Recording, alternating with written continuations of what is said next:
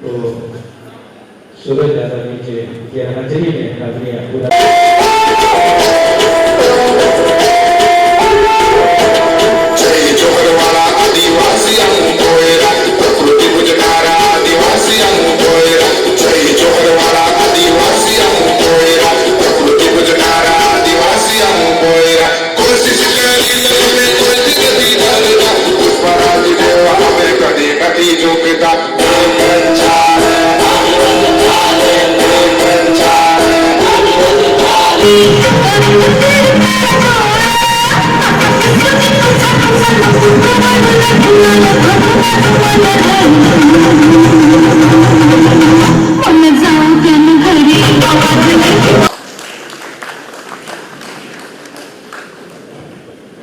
Collector साहेब श्री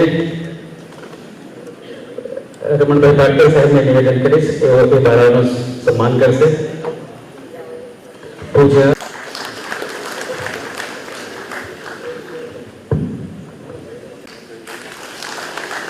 भानुबेन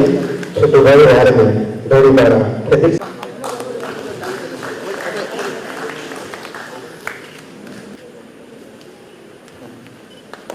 मोनिकाबेन राजेशभाई दौड़ीगाम ने विनंती करीश पटेल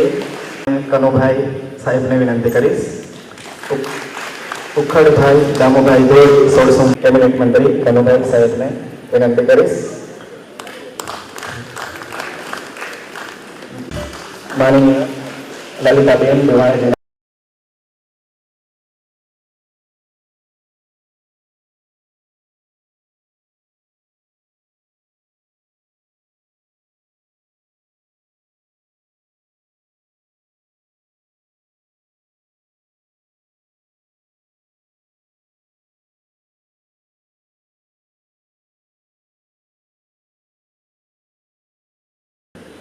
આપણે જાણીએ છીએ કે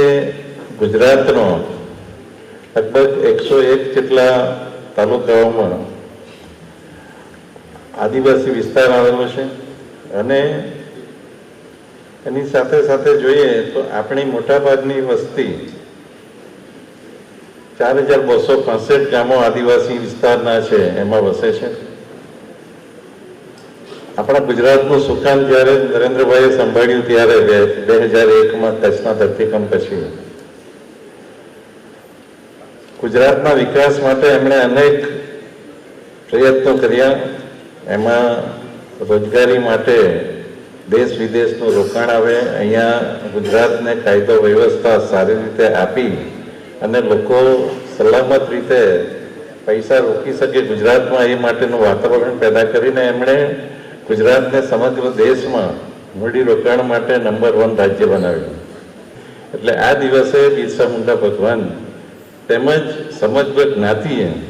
જે દેશભક્તિ બતાવીને સમગ્ર દેશને આઝાદી અપાવવા માટે જે શહીદી વહોરી છે અને એમાં ઘણા બધા વિસ્તારો આપણા ગુજરાતમાં પણ આવેલા છે અને એ ગુજરાતના જે વિસ્તારો છે એને વિકસાવવામાં પણ આપણી સરકારે ઘણો બધો ભાગ લીધો છે. ખાસ કરીને જોઈએ તો ગુજરાતમાં ગોવિંદ ગુરુની આગેવાની હેઠળ 1500 જેટલા આદિવાસીઓ માનગઢ ખાતે અને 1200 જેટલા આદિવાસીઓ ગુજરાતના જલિયાવાલા બાગ ટાઈપ જે રીતે પાલ દટગાંવમાં શહીદ થયા હતા એની સ્મૃતિમાં વિરાંજલિ આપવાનું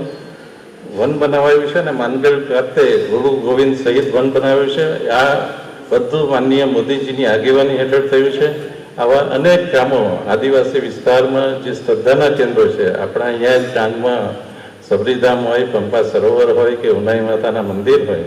આ બધાનો વિકાસ, માં અંબાજીનો વિકાસ હોય, આ બધા કામો આપણી સરકારે કર્યા છે.